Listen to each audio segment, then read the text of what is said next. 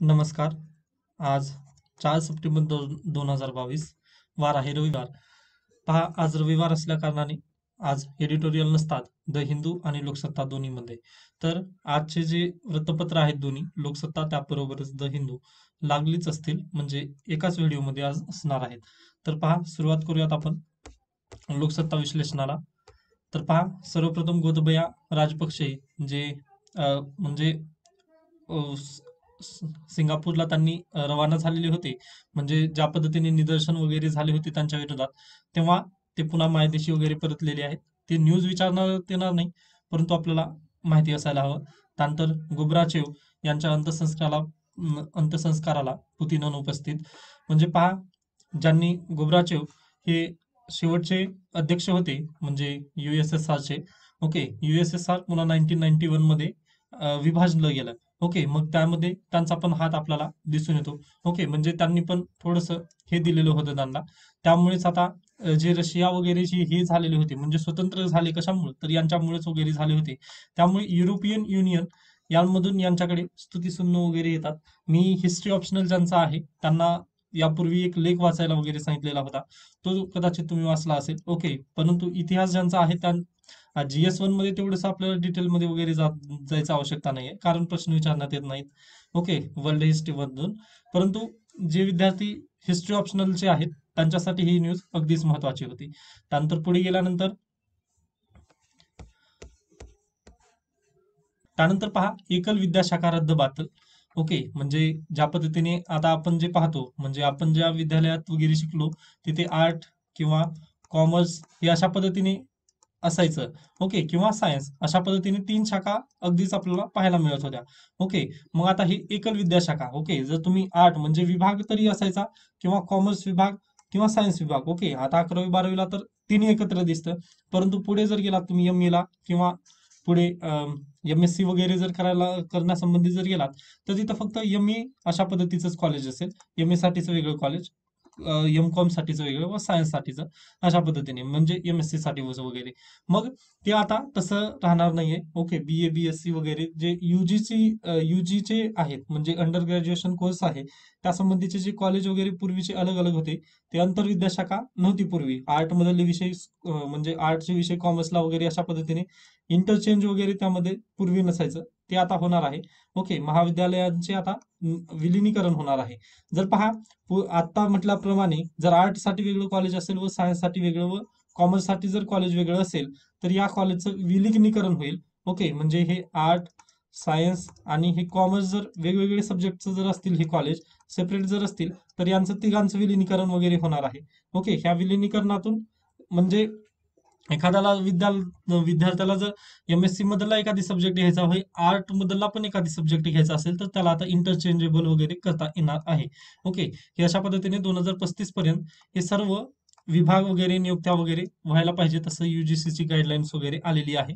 व हे नवीन education policy मधून एक आपल्याला एक बेस्ट झालेलं आपल्याला दिसून येतं. कारण आता पूर्वीसारखं म्हणजे फक्त एकच विषय घेतलं, म्हणजे त्या सायन्स जर फॅकल्टी घेतली तर त्या फॅकल्टी मधलेच विषय वगैरे निवडायची, असं यापूर्वी होत होतं. ते आता कदाचित बंद होणार आहे. ओके, म्हणजे बंद होण्याच्या मार्गावर आता आपल्याला दिसून येतो, व ही एक चांगली गोष्ट आहे. ओके, त्यानंतर पेटीएम, त्यानंतर रेझर प्रे आणि कॅश फ्री यांच्यावर ईडी छापे वगैरे, म्हणजे जे अगदीच लोन वगैरे देतात.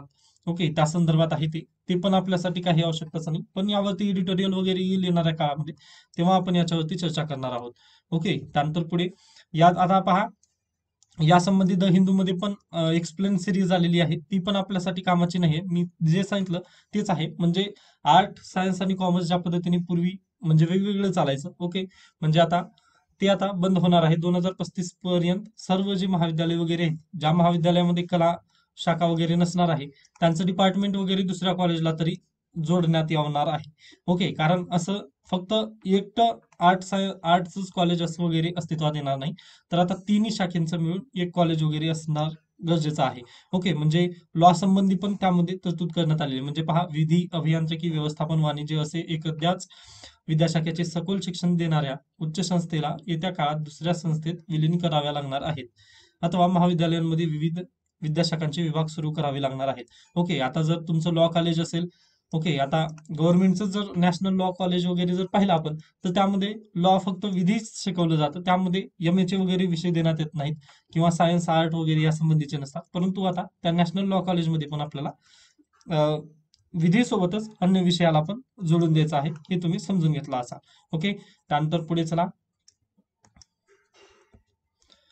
पहा, राज्यातील सर्व जिल्ह्यांची द्रुतगती महामार्गाने जोडणी, मुख्यमंत्र्यांचा संकल्प, 4,500 किलोमीटरच्या किलोमीटर रस्त्याच्या मार्गाची आखणी वगैरे करण्यात येणार आहे व याला नाव आहे महाराष्ट्र एक्सप्रेसवे ग्रीड. ओके, हे लक्षात ठेवा नाव वगैरे. हे अतिशय बेस्ट आहे, कारण दळणवळण झाली तर इन्फ्रास्ट्रक्चर होतं.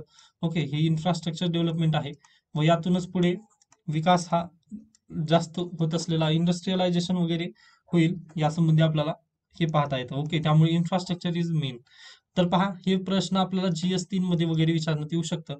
ओके, कारण महाराष्ट्राची पब्लिक सर्व्हिस कमिशन म्हटल्यानंतर MPSC साठी तर हा नक्कीच हे ठरू शकेल. त्यानंतर पुढे चला. अगदीच राजकीय वगैरे त्या आपल्या कामाच्या मला दिसत नाहीत बातम्या. त्यानंतर पुढे आयुष्याची संध्याकाळ म्हणजे हे वृद्धाश्रम संबंधी वगैरे देण्यात आलेली आहे. त्यानंतर पुढे आहे विकासाचा हा दर काय सांगतो. मी परवा दिवशीच सांगितलेलं होतं की हा दर 3 महिने का असतो. ओके, त्रैमासिक हा दर आहे व यावरती पूर्ण आपल्याला सखोलात वगैरे जायचं नसतं.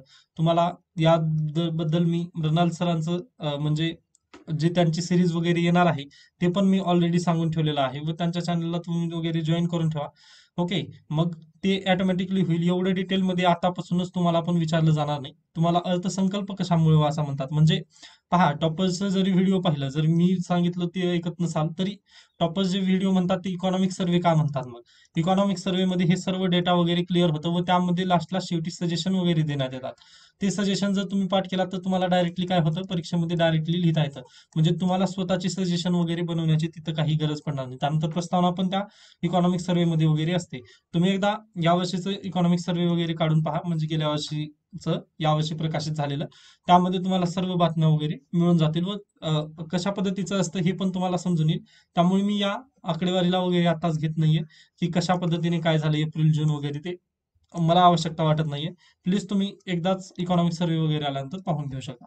ओके, त्यानंतर पुढे व्यावसायिक मूल्यांना पावडर फासणाऱ्या कंपनी विरोधातील एक लढा. जॉन्सन्स बेबी पावडर आपल्याला सर्वांना माहिती आहे. मी परवा दिवशीच किंवा आय थिंक ज्या दिवशी आपण द हिंदू आणि लोकसत्ता यापूर्वी जेव्हा मी एकत्र घेतलेला होता, कंबाईन ज्या दिवशी न्यूजपेपर घेतला त्या न्यूजपेपरमध्ये याबद्दल आलेलं होतं.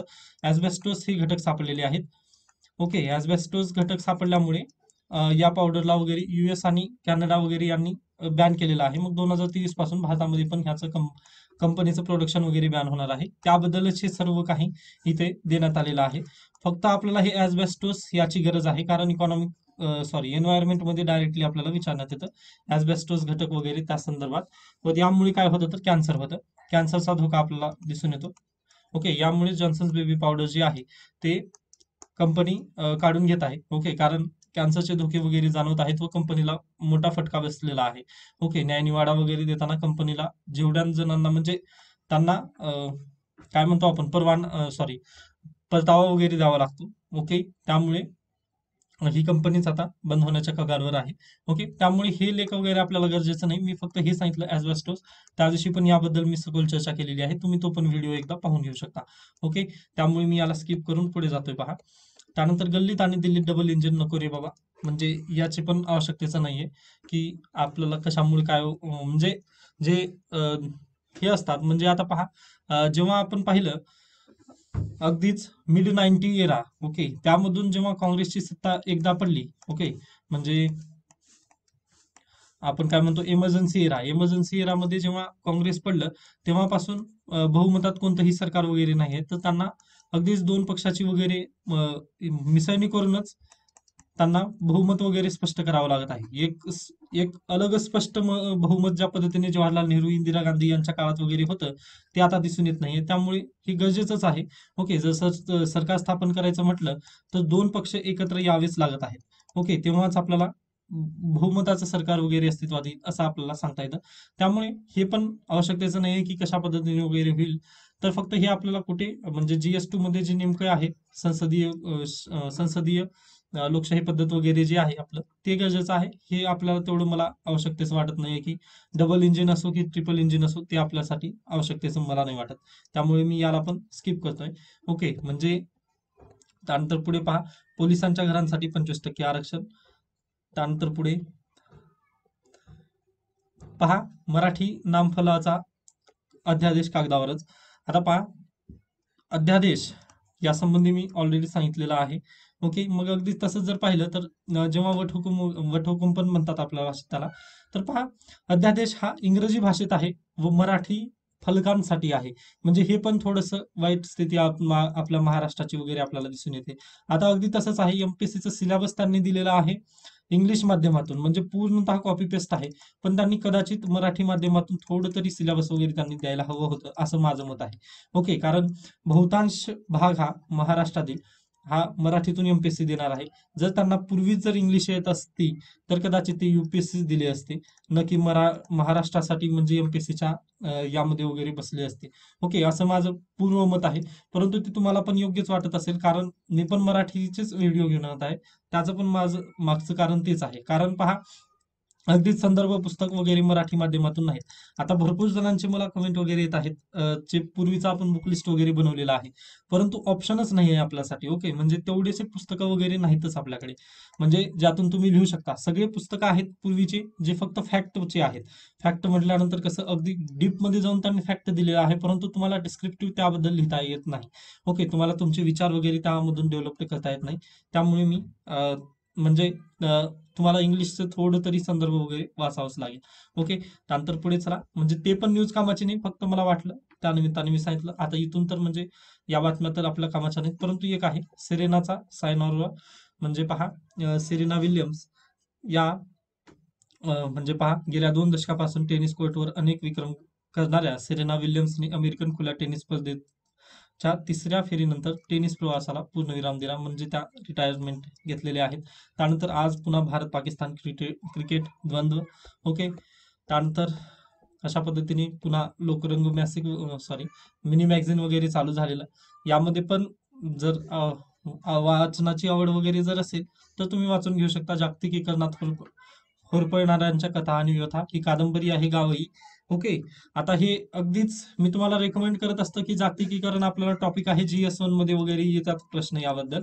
ओके, इंडियन सोसायटीवर ग्लोबलायझेशनचा वगैरे इफेक्ट कसा झाला, परंतु एवढं कादंबरी वाचून तुम्हाला उत्तरं लिहिता येतील, मग हे आवश्यकतेचं मला नाही वाटत, की म्हणजे तुमचा तेवढा वेळ मी वगैरे घ्यावा. त्यामुळे मी याला पण स्किप करतोय व तुम्हाला रिकमेंड मी करत नाहीये. हे अशा पद्धतीने आपल्याला लोकसत्ताबाबत सांगता येतं. त्यानंतर पुढे गेल्यानंतर द हिंदू. ओके, आजच्या द हिंदू मध्ये पण तुमचं स्वागत आहे परत एकदा. 4 सप्टेंबर 2022. तर पहा, nano urea fast tracked for approval despite incomplete trials. म्हणजे पहा, 3 सीझनचं assessment by ICAR is required to approve new fertiliser. Okay, जे युरिया म्हणजे नॅनो युरिया अशा पद्धतीने बाटलीमध्ये वगैरे त्यांनी आता खताची एक हे केलेली आहे, नॅनो युरिया म्हणून हे खत त्यांनी फास्ट ट्रॅक्ट मध्ये, म्हणजे जास्त ट्रायल वगैरे त्याचे घेतले नाहीत, तर डायरेक्टलीच त्याला अप्रुव्हल वगैरे देण्याचं काम यांनी केलेलं आहे. ओके, म्हणजे जे युरिया खत आपण पेरणीसोबत त्यानंतर पेरणी झाल्यानंतर वगैरे जे टाकतो, ते आता पानांवरती वगैरे छिडकण्यासाठी वगैरे त्यांनी तयार केलेलं आहे. त्याला नॅनो युरिया यांनी असं म्हटलेलं आहे. त्याचे कमीत कमी 3 ट्रायल तरी म्हणजे 3 सीझन मध्ये ट्रायल वगैरे असायला हवेत, परंतु यांनी फक्त 2च ट्रायल वगैरे घेतलेले आहेत व अतिशय लवकरात लवकर यांनी रिलीज वगैरे केलेले आहेत. याचा पण असाच उद्देश आहे की आत्मनिर्भर भारत.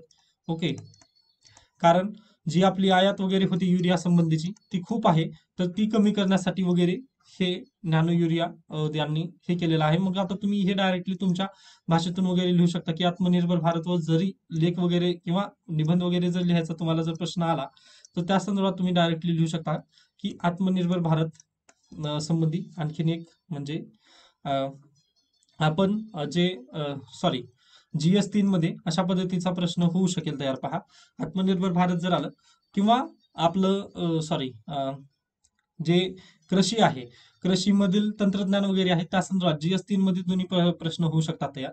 तर त्या संदर्भात पण तुम्ही लिहू शकता, की आत्मनिर्भरतेला आपण जोड देऊन वगैरे आपण जे हे आहे आपलं डेफिसिट वगैरे आहे, ट्रेड डेफिसिट पण देण्यात आलेलं आहे, पुढे सांगणारच आहे. तर ते ट्रेड डेफिसिट वगैरे आपण कमी करू शकतो. हे आपण या संदर्भात वगैरे लिहू शकतो. ओके, म्हणजे प्रश्न जसा आला त्या पद्धतीने तुम्ही या माहितीला वगैरे वळवू शकता. आता तुम्हाला ही माहिती भेटलेली आहे. तुमची जिम्मेदारी आहे की आता या माहितीला तुम्ही प्रश्नात कसं ओळखायचं किंवा कसं वळवायचं. आता हे पहा, ट्रेड डेफिसिट ऑगस्ट 2021 आणि 2022. हे पहा, एक्सपोर्ट म्हणजे आपण निर्यात केली व हे इम्पोर्ट, मग हे तूट. ओके, आपण आयात जास्त करतोय व निर्यात कमी करतोय. ओके, आयात आणि निर्यात म्हणजे पहा, आयात केल्यानंतर काय करावं लागेल आपल्याला, पैसे त्यांना द्यावे लागतील. ओके, पॉझिटिव्ह मध्ये. व निर्यात केलं म्हणजे थांबा एकच मिनिट, आयात आणि निर्यातचं गणित कशा पद्धतीने पहा. आता जर तुम्ही पेन जर घेतली, ओके, पेनचं उदाहरण घेऊयात. पेन आपण 10 रुपयाची पेन आहे. ओके, तर पहा, आपण जर पेन आयात केली, आयात, तर आयात केल्यानंतर काय होतील, तुमचे 10 रुपये मायनस होतील, -10. व जर तुम्ही निर्यात केली, निर्यात केल्यानंतर तुमचे काय होतील, +10, कारण तिकडून तुम्हाला पैसे येणार आहेत. हे अशा पद्धतीने आयात आणि निर्यातचं गणित होतं. मग 10 प्लस आणि 10 मायनस यातून काय होतं, 0. मग हे याचं जे आयात आणि निर्यात यांचं जर झालं तर ही डेफिसिट असतं. ओके, म्हणजे ही तूट असते. हे तुम्ही राजकोषीय तूट वगैरे हे शिकणार आहात, तुम्हाला इकॉनॉमिक्स मध्ये हा टॉपिक आहे व हे अगदीच गरजेचं आहे. मग आता हे प्लस आणि मायनस झाल्यानंतर हे 0 होतं. परंतु आपण आयात तर इथं किती केलेली आहे, 60 किंवा इथं 70 घेऊयात. ओके, इथं 70 घेतलो मी, म्हणजे माझ्या माहितीच तो घेतलं. हे इथला डाटा तुम्ही वगैरे पाहू नका. इकॉनॉमिक्स सर्वेचाच डाटा तुम्ही एकदाच लास्टला पाहून घ्यायचा आहे परीक्षेला सामोरे जाताना. फक्त हे तुम्हाला लक्षात असावं, यामुळे म्हणतोय मी. आयात आपण 70 ची केली म्हणजे मायनस, कारण आपण पैसे त्यांना देतोय. व आपण निर्यात फक्त 10 रुपयाची केली, तर आता इथं किती होईल, मग मायनस आणि प्लस 60. मग हे मायनसचं चिन्ह लागेल. का, तर आपली तूट जास्तच वगैरे झाली व हे आपल्याला आयातीकडे दर्शवतं, म्हणून -60 आपली तूट जास्त दिसून येते. इथं पण तसंच आहे, कारण आपण आयात भरपूर करतोय. ओके, इम्पोर्ट आपण भरपूर करतोय, त्यामुळे डेफिसिट पहा, दोन्ही वर्षामध्ये वगैरे डेफिसिट आपल्याला दिसून येतं. तर सरकारला हे 0 ठेवण्यासाठी वगैरे बंधन वगैरे आहेत. ओके, सरकार प्रयत्न करत असतं की 0 राहावं आपलं डेफिसिट वगैरे, परंतु तसं कदापि होतच नाही कोणत्याही वर्षामध्ये वगैरे जरी गेला तर.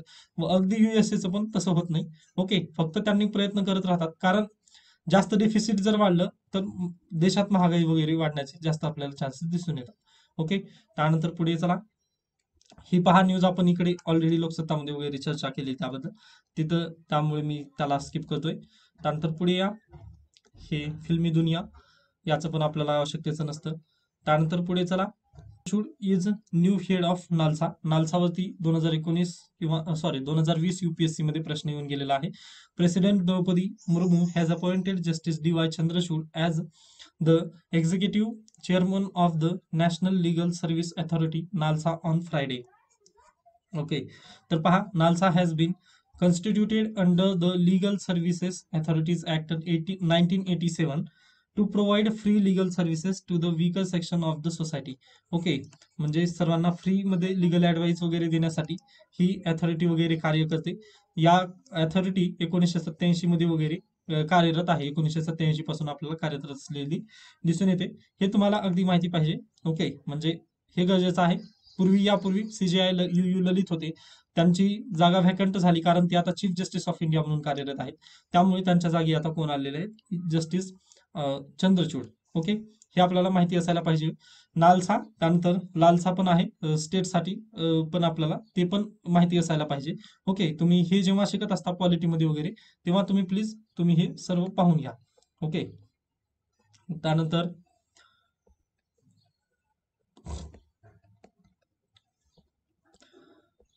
आता ही पहा, वेस्ट बेंगालची book sheds new light on Bengal's woman revolutionaries. आता हे बेंगालचे जे महिला वगैरे आहेत, ज्यांनी रिव्होल्युशन मध्ये क्रांतिकारक महिला वगैरे आहेत, त्यांच्या संदर्भात आहे. पण हे आपल्याला महाराष्ट्रामध्ये वगैरे विचारण्यात येणार नाही, त्यामुळे मी ही न्यूज स्किप करतोय माझ्याकडून.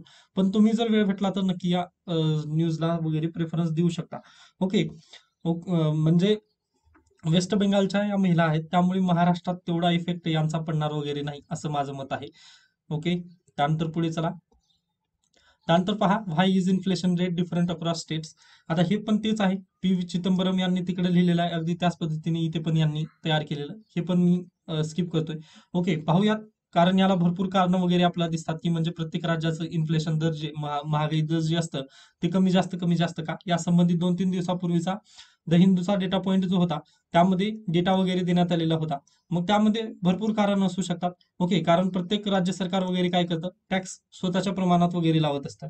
ओके, त्यांना जे प्रॉब्लेम म्हणजे त्यांच्याकडे जे अथॉरिटीज वगैरे आहेत त्यानुसार ते टॅक्स वगैरे लावतात. आता गुजरातमध्ये लिकर वगैरे बॅन आहे, ती महाराष्ट्रात नाहीये. मग गुजरातचं इन्कम व महाराष्ट्राचं इन्कम थोडंसं तफावत असते. मग त्यामुळे काय करतं गुजरात सरकार दुसरीकडे इन्फ्लेशन वगैरे वाढवू शकतं, किंवा त्या राज्य सरकारला वगैरे मिळणारा वाटा असतो जो अ, जो टॅक्स जो टॅक्सचं रिफंड वगैरे असतं त्यामध्ये जो वाटा वगैरे असतो तो जर अगदी चांगला जर भेटत असेल तर त्याला टॅक्स वगैरे जास्त लावण्याची वगैरे गरज नाही. त्यामुळे इन्फ्लेशन काय होतं, आपोआप कमी होतं.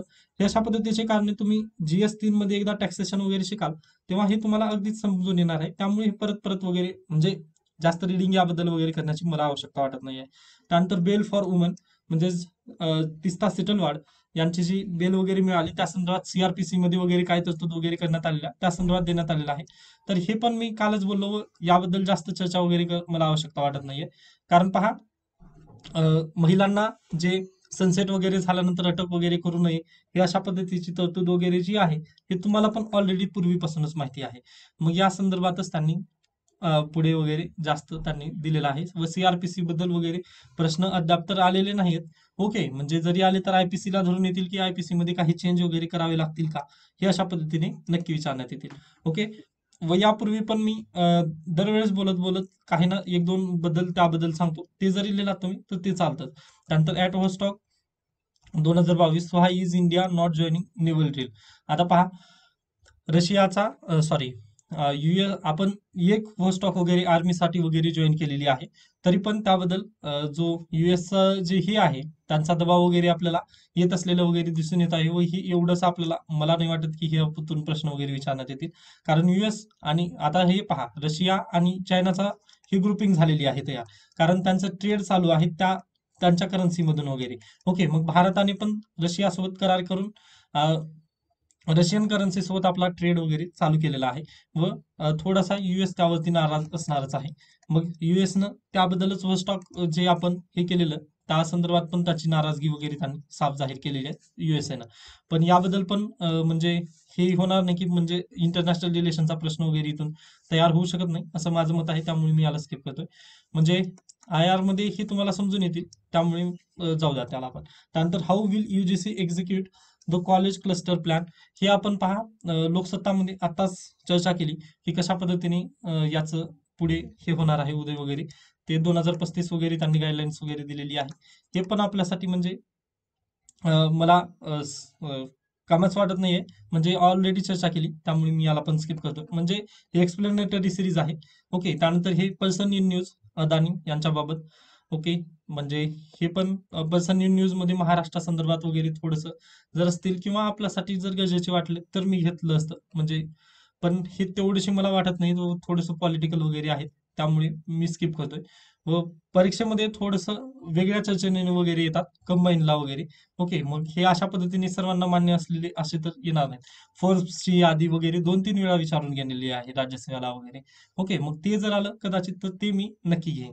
ओके, म्हणजे जेव्हा आपण अनालिसिस वगैरे करतो परीक्षेमध्ये कशा पद्धतीचे प्रश्न वगैरे येऊन गेलेले, तसे जर पद्धतीचे जर प्रश्न आले तर नक्की मी त्याबद्दल चर्चा करेन.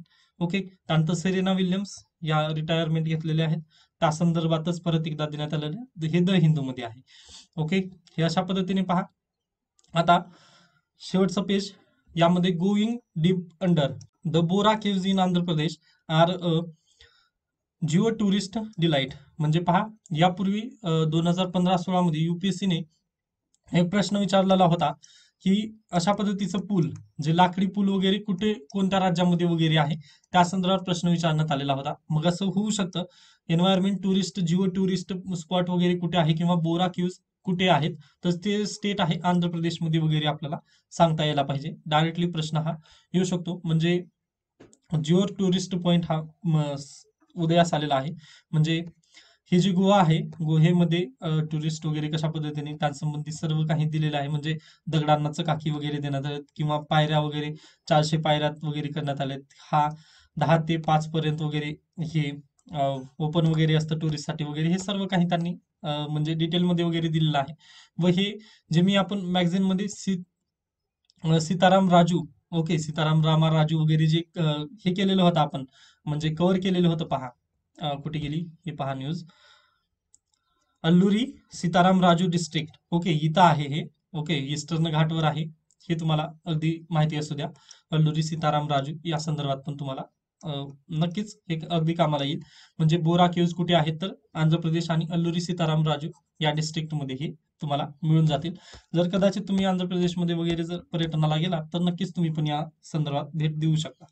आय होप आजचं लोकसत्ता आणि द हिंदू तुम्हाला अगदी योग्यरित्या समजून आलेलं आहे. म्हणजे जास्त बातम्या वगैरे नव्हत्या, व ज्या आहेत त्या पण मी ऑलरेडी कव्हर केलेल्या आहेत. म्हणजे तुम्ही जर डेली असाल तर याबाबत तुम्हाला काही शंका असणार नाही. ओके, त्यामुळे मी जास्त वेळ न घेता ज्या काही बातम्या आपण रिपीट रिपीट होतात त्या मी स्किप केलेल्या आहेत. ओके, याबाबत काही आपल्याला शंका वगैरे असेल तर तुम्ही नक्की मला विचारू शकता. धन्यवाद.